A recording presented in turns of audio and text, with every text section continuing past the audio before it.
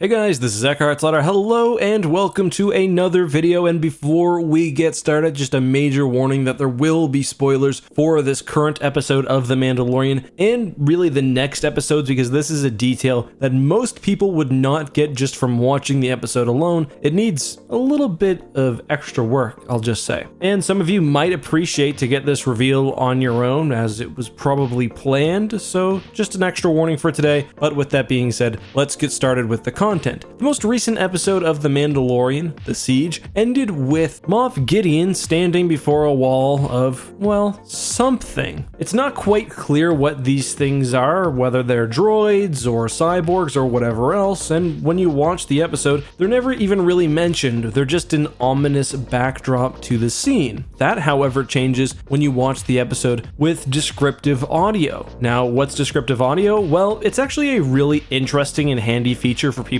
especially those who have difficulty seeing. It describes the scene that's going on and interweaves that with dialogue pretty naturally. So it's almost like you're listening to a book or a radio show or something instead of watching the episode. If there's a firefight, it will say there's a firefight. So what that means is that descriptive audio will often highlight things that are going on in the background, and it's an interesting way to watch the show because it kind of helps you pay attention to the things that are important. Well, in this case, descriptive audio actually tells us specifically what that future enemy will be, and it says, I quote, "A smile comes across Moff Gideon's face. He turns towards a cubicle where light gleams off, a hint of dark armor resembling his own. Rows of similar compartments sprawl across the bay, with an engineer in white coveralls tending to immobilized dark troopers contained within." And yeah, you heard that right. If The Mandalorian couldn't get any cooler, this most recent episode has recanonized dark troopers as they existed within Star Wars Legends. Now, I'll explain what dark troopers are and how there is some differences now in canon, but as a basic primer, the dark trooper program created several different types of dark troopers, 3 main phases, some offshoot phases, and sub-variants. Depending on the dark trooper phase, the soldier would either be an advanced battle droid or somebody encased in incredibly powerful armor. Phase 0 dark troopers, as I covered in a recent video, were also cyborgs, basically aging clones attached to a chassis and sent into battle. Dark troopers are incredibly deadly. They're a very interesting part of Star Wars Legends continuity, and I'm really glad now that they've been reintroduced into canon, at least fully. There were some kind of quasi dark troopers that have appeared, and of course, just to be clear, dark troopers and death troopers are distinct entities, something that I've had to explain to a few people because the names are fairly similar. So what's the background of the Dark Trooper in Star Wars Legends, and how will it differ here? Well, as I mentioned, the various Dark Trooper phases came out of a singular program, although a program which in and of itself evolved. Dark Troopers appear most prominently in the first game featuring Kyle Katarn, Dark Forces, which sees Kyle take on General Rom Mock, who is the current head of the Dark Trooper project, and infiltrate and destroy the Archammer, which is sort of their mobile base and laboratory. On that note, I rewatched the scene where the Architens appears looking for one of those launch tubes that we see in Dark Forces, because that would have been a really awesome introduction to the enemy, but I didn't see them. Anyway, moving on. In Legends, Dark Troopers were not very relevant after the destruction of the Archammer, which actually took place during the Galactic Civil War, and by this time period, the time period of The Mandalorian, they weren't really relevant at all within the galaxy. So things have obviously changed now that Dark Troopers have been brought to Star Wars canon, and I'm very interested to see what they do with these warriors. First of all, the Dark Troopers, as they appear in the episode, very closely resemble the Phase 1 Dark Troopers from Star Wars Legends. I will say though, while the Phase 1s in Legends were droids, I think there's definitely the possibility that these are meant to be operated by beings and perhaps even Force sensitives. As a little side tangent, that scene with the floating thing, a lot of people have said that's Snoke. I don't really think that's the case. There's a lot of reasons why, in my opinion, that's not Snoke. I don't think the show is going to take that sort of scale. I don't think it should tie in directly to, creating one of the major villains of the sequel trilogy, and I think as a Western, that's not really what it's aiming to do. Also, people have mentioned that, oh, well, the Snoke theme plays, but really, that's just kind of a motif that's used throughout Star Wars. We see it in the Plagueis scene, we see it in other places, meant to just elicit dread because they're looking at something terrifying, and also something powerful. I think to say that the Snoke theme is hidden in there is a little bit misleading. That's not really what's going on. But back on topic, I do think that the Empire, or Moff Gideon specifically, I don't think he's necessarily working for the Empire at this point, which is another thing about Snoke. Research for Snoke would be happening on Exegol under Palpatine's watch, not some random Moff in the Outer Rim after the Battle of Jakku. But anyway, these suits are less skeletal than what we see in Legends, and I think they're probably meant to be operated by a living being, although we do see that some of the arms seem to end in weapons, so I think it's possible that the Empire here is creating something cybernetic. You go inside the suit and maybe you don't come out. My guess is that the Force experiments are being used to help people survive in this type of situation, or even to empower the abilities of the Dark Troopers even further, but honestly, that is not a whole lot more than just speculation. It's kind of funny, I've been talking about last night's Mandalorian episode with a few people, and one common theme was that this felt like something straight out of the Jedi Knight series or Dark Forces. I mentioned in my review that the episode really reminded me of the raid on Kejim from Jedi Knight 2 Jedi Outcast, and I definitely stand by that. So when you add the whole Dark Trooper thing in there, we already knew they kind of looked like Dark Troopers, but to actually confirm it really brings it to the next level. Moving on, and just to start concluding this video, somebody on Reddit had a really interesting point. I wonder if Death Troopers, which as we know underwent really heavy augmentation and were pretty cybernetically enhanced, could be considered something like Phase Zero Dark Troopers. Maybe the technology that started with that ended up leading towards this project that we have now. I'm also curious to see whether this technology made its way across the rest of the galaxy, or if just Moff Gideon is very studious and put a lot of points into research instead of building Star Destroyers or whatever else. I also thought it was interesting how the descriptive audio directly compared the Dark Trooper armor to Moff Gideon. Perhaps he'll be the General Mock of Star Wars canon, and at the end of Dark Forces, Mock dons Phase 3 Dark Trooper armor, and I wonder if that's Gideon's plan here, to make some really high technology project that generates an armor that he can wear, and then to perhaps imbue himself with the Force. Maybe the volunteers aren't there to help out anyone fielding the Dark Trooper armor, but to help out Moff Gideon himself eventually. Anyway, that's all for today. If you guys want to listen to this yourself, and as I said, descriptive audio is actually pretty cool. You can turn it on in the subtitles settings. It allows you to change the output audio, and of course the subtitles. You go to the output audio and you choose English descriptive audio, and pretty simple. And yes, this would be something that is Lucasfilm approved, so this is 100% true. Hope you guys enjoyed today's video though. I thought it was fun. I'm really excited for the next episode of The Mandalorian. I hope we see you-know-who taking on some orbitally inserted Dark Troopers. But that's all for now, guys. Until next time, be safe, have a good one, and may the Force be with you.